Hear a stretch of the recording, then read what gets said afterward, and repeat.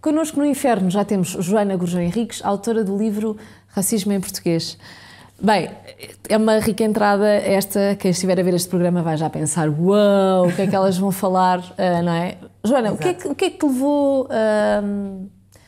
Bem, antes de mais, a África voltou a estar muito na agenda dos portugueses, que era uma coisa que há uma década atrás não era assim tão presente, falarmos tanto outra vez desta nova ligação. Foi isso que te despertou esta vontade de escreveres este livro? Foi um convite que te fizeram? Este livro é o resultado de reportagens que eu fiz nos 5 países africanos colonizados por Portugal, que no ano passado, em 2015, à altura em que eu lá fui, faziam 40 anos das independências. Essa foi o grande gancho, digamos assim. O trabalho surgiu porque, justamente, de 40 anos da independência, era questionar o que é que tinha sido o colonialismo português. Uhum. E o subtítulo do livro, que é O Lado Esquecido do Colonialismo, porque, na verdade, quando falamos de colonialismo, temos um pouco um olhar benevolente. Porque se há coisa que depende do ponto de vista é o colonialismo, não é? Depende, não é? Eu acho que o colonialismo... claro que em Portugal há correntes que defendem que os portugueses tiveram um papel muito importante como descobridores, mas quer dizer, é um ponto de vista exclusivamente português. Pois, exato. Depende muito de quem vê. Depende muito de quem vê. Continuas muito a ouvir aquela ideia, eu pelo menos ainda continuo a ouvir aquela ideia de que se não fôssemos nós, não existia isto ou não existia aquilo. Completamente. Eu ainda agora, por questões de trabalho, tive que ir ao Portugal dos Pequenitos. E é um lugar... Ainda cheira a Estado Novo. Ainda cheira completamente a Estado Novo. E é um lugar que personifica tudo aquilo que depois, com algumas nuances um bocadinho menos óbvias, expressam o olhar dos portugueses sobre o colonialismo, que é, no fundo, fomos descobrir, fomos civilizar, fomos dar mundos ao mundo, não é? É muito essa narrativa. Eles seriam sempre indígenas se não tivéssemos aparecido. Exatamente, e seriam sempre, digamos que, a precisar de serem civilizados, os africanos. E, portanto, o livro vem com essa missão de desconstruir esta narrativa, ouvindo o outro lado. Claro, e afinal conseguiste perceber ou não, como diz aqui na contracapa, se teremos sido mais brandos e menos racistas do que outras potências ou não? Não, eu acho que os relatos que aí estão e que as pessoas foram dando, nos testemunhos que foram dando, é exatamente o contrário. Eu lembro, por exemplo, uma entrevista do ex-presidente de Moçambique, Joaquim Chissano, em que ele escreveu até um livro onde narrava, que dizia que o apartheid em Moçambique, que tinha existido um apartheid em Moçambique e que tinha sido pior até do que em alguns aspectos do que na África do Sul, exatamente por não estar escrito, por ser, no fundo, um código tácito, mas que havia uma separação e ele que a viveu de uma forma muito intensa, esse racismo. Porquê é que será que nós nunca falamos muito nisso? Existe um bocado esta ideia de que nós, enquanto povo, até somos relativamente pacíficos. Eu lembro-me que a primeira vez que vi aquele filme de A Missão, que fala, mas neste caso sobre o Brasil, não é? E fala um bocadinho fala do domínio espanhol e do domínio português.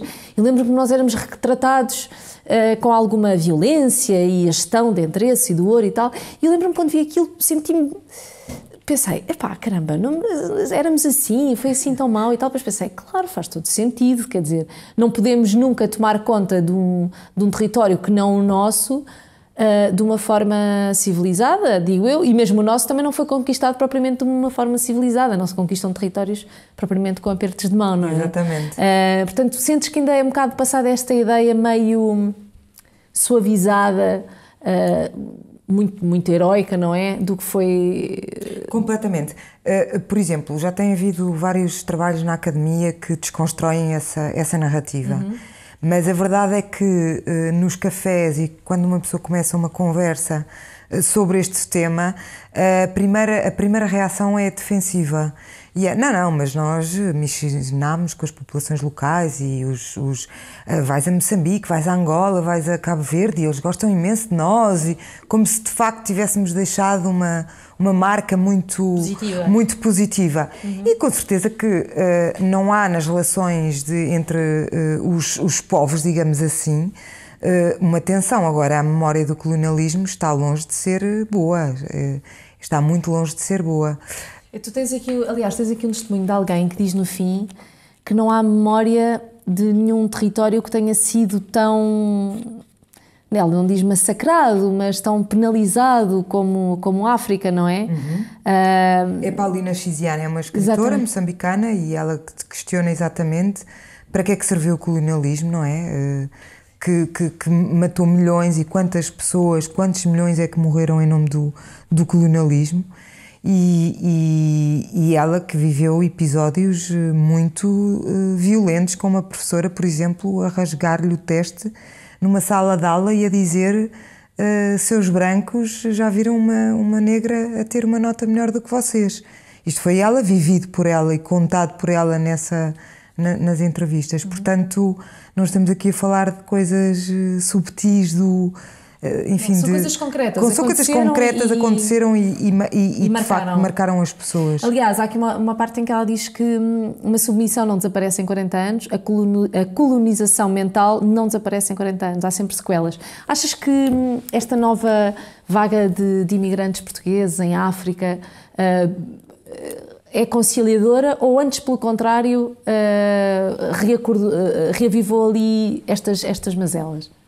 Eu acho que, pelo que as pessoas dizem, tanto em Angola como em Moçambique, porque é onde há a maior fatia da população imigrante portuguesa, sente-se, e vou-me referir ao caso de Angola, porque é dito diretamente que há de facto uma postura um pouco neocolonial, mas há também uma atitude de pouca pacificação com a ideia de que Angola já não é uma colónia, por um lado.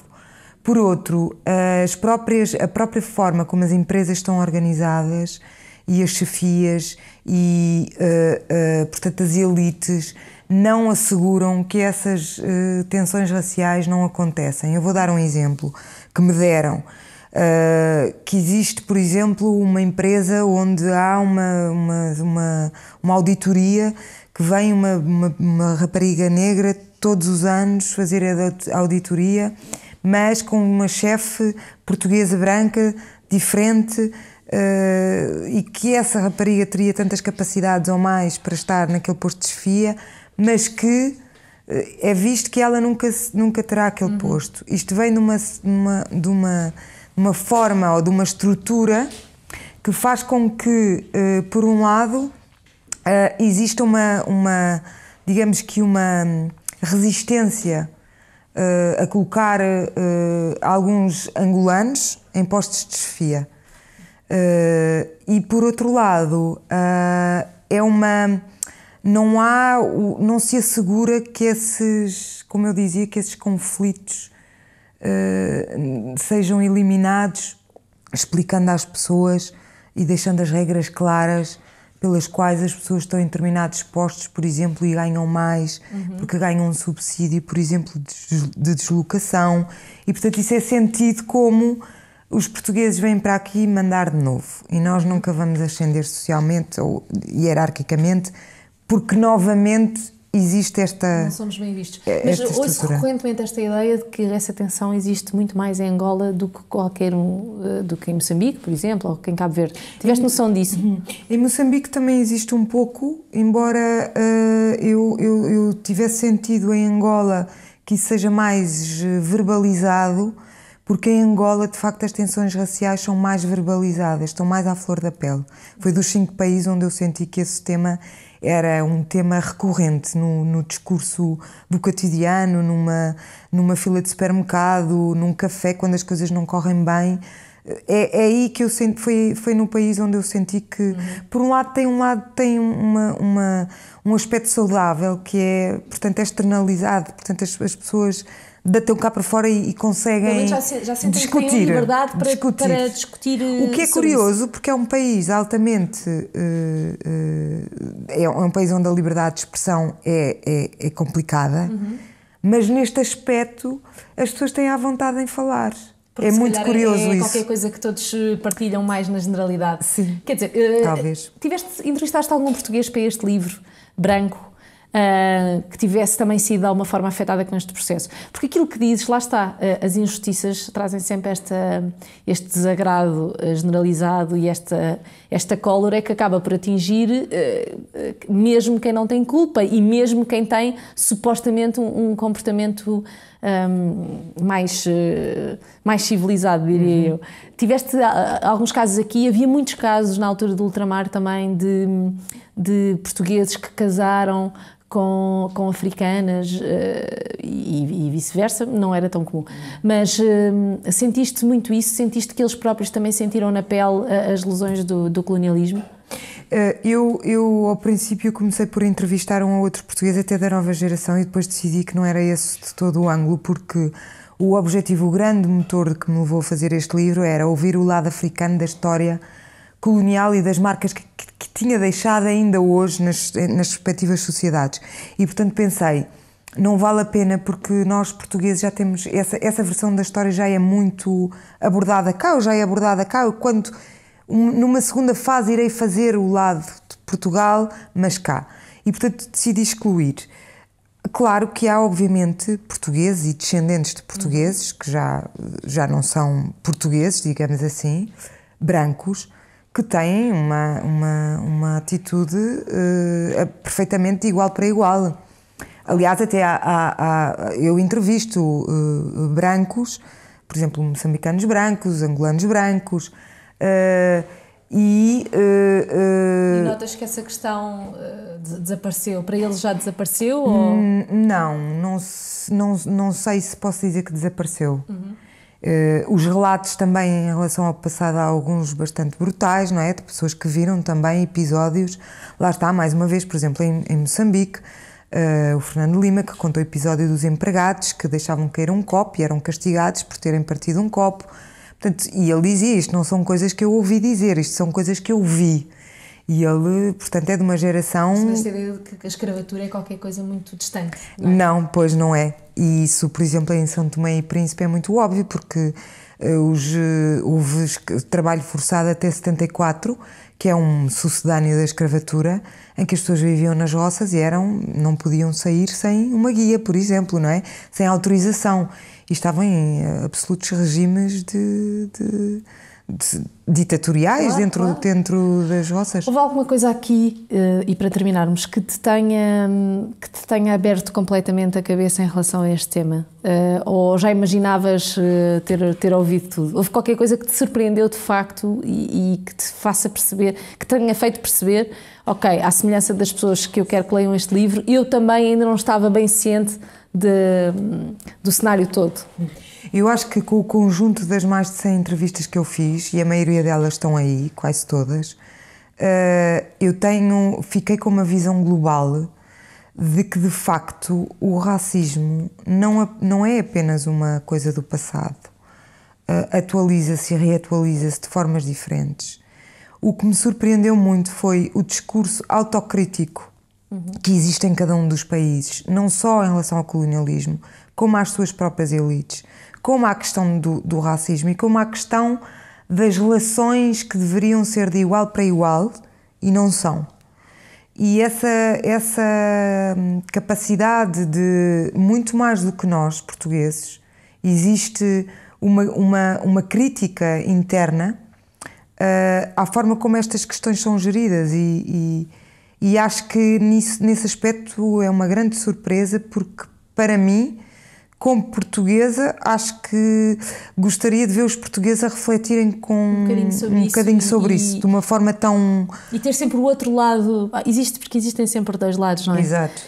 Eu quero acreditar que sim, que existe essa vontade de ter pensamento crítico, até porque esta semana descobri uma página no Facebook chamada Nós Portugueses, e que tem como apresentação, esta página pretende preservar a homogeneidade da nação portuguesa e diz que estamos a ser colonizados e seremos extintos se não preservarmos a nossa cultura. Olha, se isto não é estranho, eu não sei o que será. E, portanto, acho que livros como o teu ainda fazem um bocadinho de falta. Muito obrigada, Joana. A seguir, sabem quando uma coisa é tão boa, tão boa, tão boa que queremos partilhá-la com os nossos amigos? É o que acontece com o canal aqui. Partilhem!